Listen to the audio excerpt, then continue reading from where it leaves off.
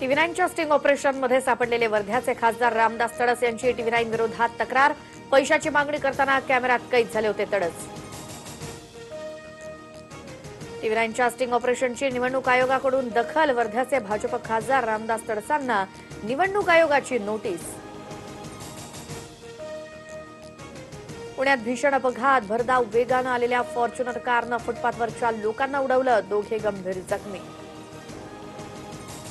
दरवाजा अडवून ठेवणाऱ्या महिलांविरुद्ध महिलांचा रुद्रावतार। दिवा रेल्वे स्थानकात अर्धा तास लोकल अडवली। काँग्रेसचे नाराज नेते अब्दुल सत्तार भाजपच्या वाटेवर असल्याची चर्चा। एकाच विमानातून रावसाहेब दानवे आणि सत्तार गेले मुख्यमंत्र्यांच्या भेटीला। मृतदेहासोबत फोटो सेशन केल्यानं भाजपचे नगरचे उमेदवार सुजय विखे पाटील ट्रोल। मृत जिल्हा परिषद सदस्याच्या शेजारी काढले फोटो। पेड न्यूज प्रकरणी पार्थ पवार यांना नोटीस। एकाच मजकुराची बातमी 3 वृत्तपत्रात आल्यानं दिली नोटीस। सुनील तटकरे, अनंत गीतेंनाही नोटीस। 3 लाखांहून अधिक मताधिक्यानं निवडून येणाऱ्या किरीट सोमय्यांना भाजपनं उमेदवारी नाकारली। मुलुंडचे नगरसेवक मनोज कोटक लढणार ईशान्य मुंबईतून। मातोश्रीशी पंगा नडला की अडवाणी गटामुळे पत्ता कट, चर्चा सुरू। मातोश्रीचा भ्रष्टाचार बाहेर काढल्यामुळेच किरीट सोमय्यांची विकेट। काँग्रेस नेते संजय निरुपम यांचा आरोप। राष्ट्रवादी काँग्रेसची झोप उडवणारा कैदी तिहाडच्या जेलमध्ये बसलाय। त्यानं तोंड उघडलं तर पवारही तिहाडमध्ये जातील। गोंदियाच्या सभेत नरेंद्र मोदींचा जबरदस्त आरोप। शरद पवारांची नरेंद्र मोदींवर टीकेची जोड। देशाची सूत्र अपघातानं मोदींच्या हातात गेली आणि देशाला त्यांनी 5 वर्षात कुठे नेऊन ठेवलं हे न बोललेलंच बरं, पवारांचं वक्तव्य। केरळच्या वायनाडमधून राहुल गांधी आज भरणार उमेदवारी अर्ज। प्रियांका गांधी राहणार राहुल सोबत उपस्थित। राहुल गांधी पंतप्रधान नव्हे तर फक्त कॅबिनेट मंत्री होतील। रामदास आठवलेंची नवी भविष्यवाणी।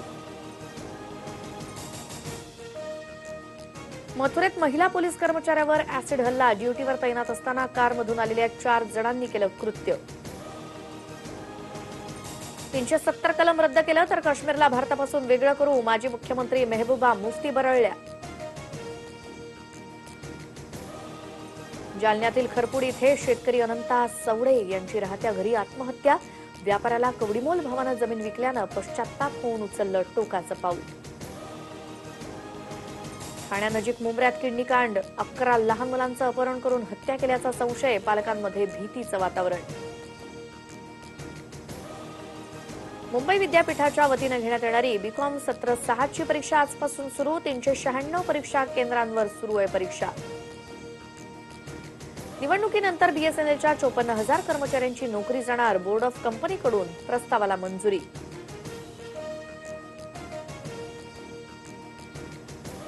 नैसर्गिक वायूच्या उत्पादन खर्चातील वाढ आणि अन्य खर्च वाढल्यामुळे सीएनजीत वाढ। सीएनजी आणि पीएनजी मध्ये अनुक्रमे ₹1.51 आणि ₹1.88 वाढ। पाडव्याच्या मुहूर्तावर सोने चांदी खरेदीची सुवर्ण संधी। डॉलरच्या तुलनेत रुपया वधारल्यानं सोन्याचे भाव प्रतितोळा 2,000 घसरले।